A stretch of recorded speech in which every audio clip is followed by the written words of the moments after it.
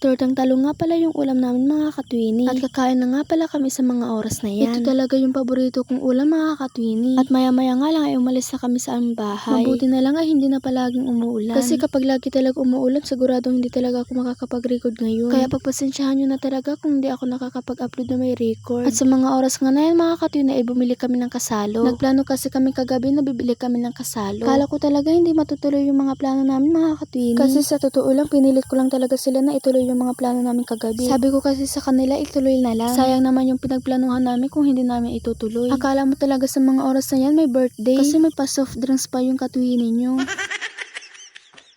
Bumili na nga lang pala kami dyan ng Easy at biscuit. 1.5 sana kaso masyadong malaki kaya kasalo na lang yung binili namin mga katwini. At sa mga oras nga na ay hindi talaga maiwasan na hindi kumuha ng litrato. Binuksan na nga pala namin dyan yung mga pagkain at inilagay sa lagayan.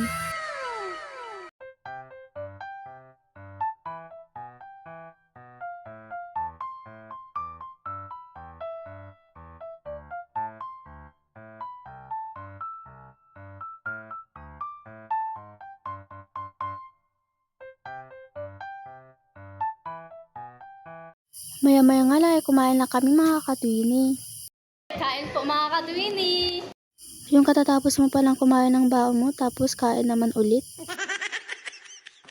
At sa mga oras nga na ay naghugas na kami ng ginamit namin na pinggan. At ang mga ginamit din ng mga kaklase namin. Natulong-tulong na kami para mabilis matapos agad. Maya-maya nga lang mga katwini ay napag-isipan namin na maglaro na muna sa mga oras na yan. Dahil nga ay wala talaga kami magawa. Kasi nga halos talaga ng subject namin ay bikan. Nagpa-practice kasi sila para sa pare. At ang mga teachers nga sa mga oras na yan ay nagpa-practice ng sayaw. Yung nilaro nga pala namin ay I love you. Kapag nga hindi mo masalo yung battle, hindi ka dapat gumalaw. Kung gumalaw ka nga, ikaw yung magiging taya. Kaya tawang-tawa na talaga ako sa mga oras na yan mga katwini. Madami kami nilaro kanina mga katwini. Ginawa namin ito mga katwini para daw may memories. Para kung makita nila ito, maalaala nila kung gaano kasaya yung high school life kapag bikan. Maya-maya nga lang mga katwini ay bumili kami ng ice water. Dahil nga ay naubusan talaga kami ng tubig. Kakaiba talaga yung mga Pinoy mga katwini. Kasi kapag malamig magre-reklamo. Kapag naman ay mainit ay magre-reklamo din. Abay talaga naman oh.